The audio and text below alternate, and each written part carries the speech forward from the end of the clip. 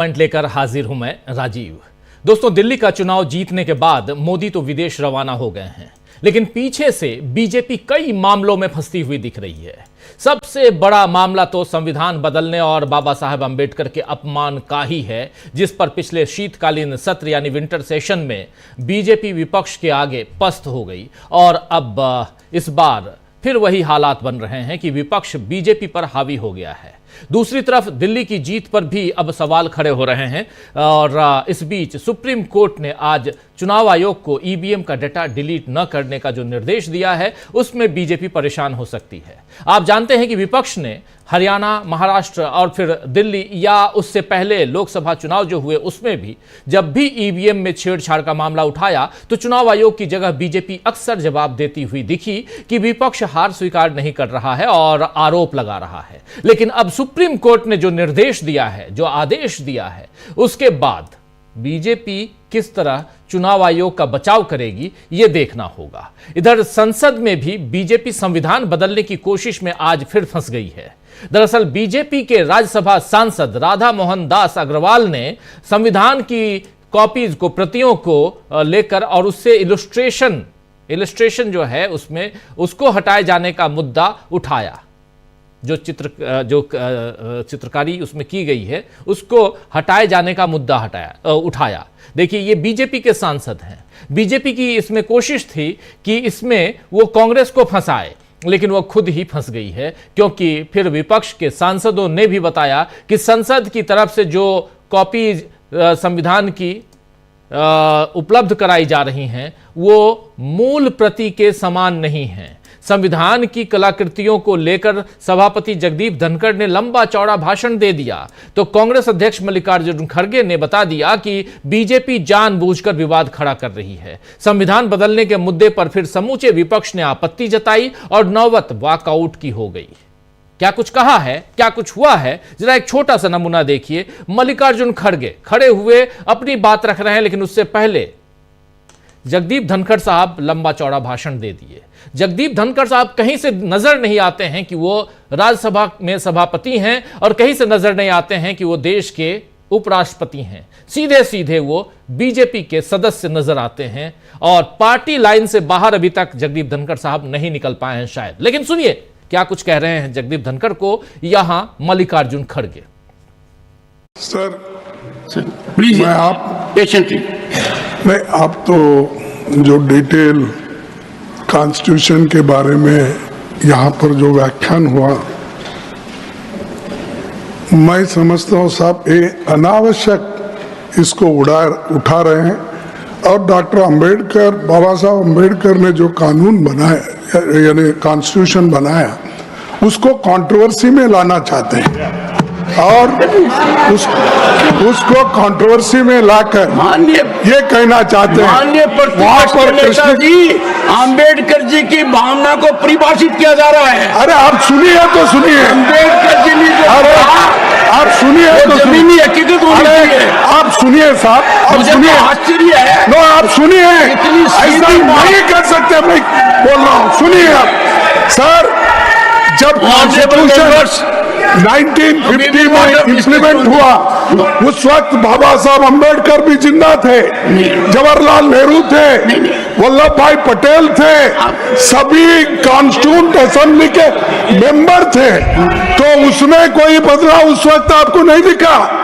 और आपके जो मुखर्जी है वो भी थे, लेकिन आज आप नए नए शब्द ला रहे। कोई विक्रमादित्य की फोटो बोल रहा है, कोई कृष्ण की बोल रहा है। वो कहाँ है संविधान में? मुझे बताइए। मैं भी संविधान देखा हूँ, पढ़ा हूँ, जो कुछ समझ में आता। आप तो एडवोकेट है साहब, मैं बताता हूँ। आप कभी देखे संविधान में कुछ बदलाव हुआ है? मैं बताता हूँ। और जो भी हुआ है वो कंसेंट से हुआ है, एक सेकंड, सदन के कंसेंट से हुआ है। माननीय सदस्यगण, एक सेकंड, ये ठीक नहीं। आप अलाउ करके ये बात इसको कराना सदस्यगण तो कंट्रोवर्सी करना, अंबेडकर को बदनाम करने की कोशिश करना, ये हो रहा है, बिल्कुल गलत है। तो देख लिया आपने, मल्लिकार्जुन खड़गे यहां अपनी बात रख रहे हैं, लेकिन मल्लिकार्जुन खड़गे को कितनी देर तक स्क्रीन पर नहीं लाया गया, यह भी आपने देख लिया। खैर, मल्लिकार्जुन खड़गे ने बाद में एक ट्वीट करके बीजेपी की मंशा को जाहिर किया है। ट्वीट में उन्होंने क्या कुछ लिखा है, आइए जरा उसको देख लेते हैं। मल्लिकार्जुन खड़गे लिख रहे हैं, संविधान में जो 22 इलस्ट्रेशंस हैं वो महात्मा गांधी जी के कहने पर मशहूर चित्रकार नंदलाल बोस जी ने बनाए थे। चित्रों के साथ अद्भुत कैलीग्राफी का काम प्रेम बिहारी नारायण रायजादा जी द्वारा किया गया था, जिन्होंने भुगतान के बदले में नेहरू से पूछा कि क्या वो पांडुलिपि में उनके नाम पर हस्ताक्षर कर सकते हैं। उस पर नेहरू जी सहमत हो गए। उनका उपनाम प्रेम पांडुलिपि के सभी पृष्ठों पर दिखाई देता है। संविधान हम भारत के लोग यानी वी द पीपल ने बनाया है। आम जनता की सहूलियत के लिए जिन्होंने भी संविधान की प्रतियां छापी हैं, उन्होंने कैलीग्राफी और इलस्ट्रेशंस के बजाय उसके मूल्यों को तवज्जो दी है। यही संविधान के रचनाकार हमारे महान पूर्वज भी चाहते थे। यही दशकों से चला आ रहा है। बाबा साहेब ने यह तक कहा था, if I find the constitution being misused I shall be the first to burn it. यानी वे संविधान के मूल्यों को अधिक महत्वपूर्ण मानते थे। मोदी सरकार ने पिछले 10.5 वर्षों में संविधान के हर मूल्य की धज्जियां उड़ाने का काम किया है। तभी लोकसभा चुनाव के दौरान जनता ने उन्हें सबक सिखाया और 400 पार से दूर रखा। इससे पहले हमने देखा कि भरी संसद में किस तरह गृह मंत्री अमित शाह ने बाबा साहेब पर आपत्तिजनक टिप्पणी करके भारत के संविधान शिल्पी का अपमान किया था, इस देश के वंचितों का अपमान किया था। ये बात यहां पर लिख रहे हैं मल्लिकार्जुन खड़गे। खैर, इधर आज लोकसभा में अखिलेश यादव ने भी मोदी सरकार पर कई मुद्दों को लेकर जबरदस्त प्रहार किए। महाकुंभ में गड़बड़ी से लेकर हथकड़ियां पहनाकर भारतीयों की वापसी और किसानों की आय समेत कई मुद्दे अखिलेश यादव ने लोकसभा में उठाए। अखिलेश यादव का एक शानदार भाषण था आज लोकसभा में। आइए जरा सुनिए उसकी एक छोटी सी बानगी। सभापति महोदय, मैं आपके माध्यम से ये बात कहना चाहता हूं कि अमेरिका जा रहे हैं तो पिछली बार हीरा लेकर के गए थे, इस बार सोने की जंजीर ले जाइएगा। जंजीर देखकर शायद उन्हें कोई और जंजीर याद आ जाए। और हो सभापति महोदय, हो सके तो कुछ बच्चे और महिलाओं को अपने साथ तो नहीं, किसी और जहाज में साथ लेते आएगा। वो जहाज भी तो भारत का ही होगा।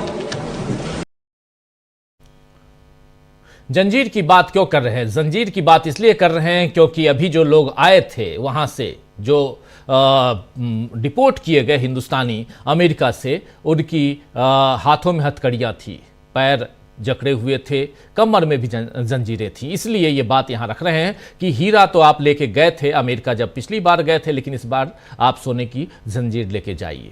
वहीं आज सुप्रीम कोर्ट ने भी चुनाव आयोग को निर्देश दिया है कि जिन जगहों पर हाल ही में चुनाव हुए हैं उनके ईवीएम का डेटा चुनाव आयोग फिलहाल न मिटाए, न ही उसमें नया डेटा लोड करे। दरअसल एडीआर यानी एसोसिएशन फॉर डेमोक्रेटिक रिफॉर्म्स की एक याचिका में मांग की गई थी कि ईवीएम की जली हुई यानी बर्न्ट मेमोरी और माइक्रो कंट्रोलर को इंजीनियर से सत्यापित किया जाए कि ईवीएम से छेड़छाड़ नहीं हुई है, जिस पर सुनवाई के दौरान सीजेआई संजीव खन्ना ने कहा है कि ये विरोधात्मक नहीं है, अगर यानी विरोध करने वाला नहीं है। अगर हारने वाला उम्मीदवार स्पष्टीकरण चाहता है तो इंजीनियर स्पष्टीकरण दे सकता है कि छेड़छाड़ नहीं हुई है।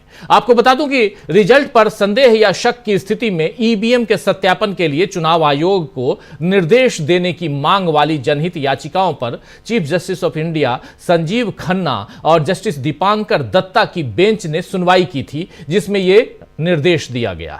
आपको याद होगा कि हरियाणा चुनाव के बाद कांग्रेस ने ईवीएम की गड़बड़ी पर सवाल उठाए थे और फिर महाराष्ट्र चुनाव के बाद भी विपक्ष ने इस मुद्दे को उठाया और साथ ही वोटर लिस्ट अपडेट देने की मांग भी चुनाव आयोग से की। हाल ही में राहुल गांधी, सुप्रिया सुले और संजय राउत ने भी एक प्रेस कॉन्फ्रेंस की थी, आपको याद होगा।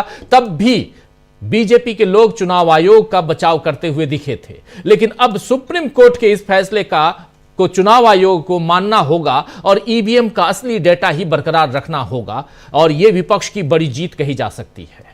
और इसके साथ साथ सुप्रीम कोर्ट ने एक आदेश और दिया है, उसमें यह है कि साफ साफ आप अगर कोई रिकाउंटिंग या ऐसे डेटा को देखना चाहता है, रीवेरिफिकेशन चाहता है, तो इसकी जो आपने कीमत लगाई है 47,500 रुपए, उसको आप कम कीजिए, यह भी कहा गया है सुप्रीम कोर्ट की तरफ से। अगली सुनवाई इसी मसले पे होगी, लेकिन 3 मार्च को होगी। वहीं संसद में भी बीजेपी आज संविधान के मुद्दे पर जिस तरह घिर गई है, उसके बाद ये जो सेशन है, सत्र के आने वाले दिनों में बीजेपी खुद को कैसे बचाएगी, यह देखना होगा। इधर राजस्थान, हरियाणा और कर्नाटक जैसे राज्यों में बीजेपी नेता अपनी ही पार्टी के खिलाफ जिस तरह खड़े हो रहे हैं, उससे भी जाहिर हो रहा है कि बीजेपी ऊपरी तौर पर कितनी भी मजबूत दिखे, अंदर से उसकी दरारें बढ़ रही हैं।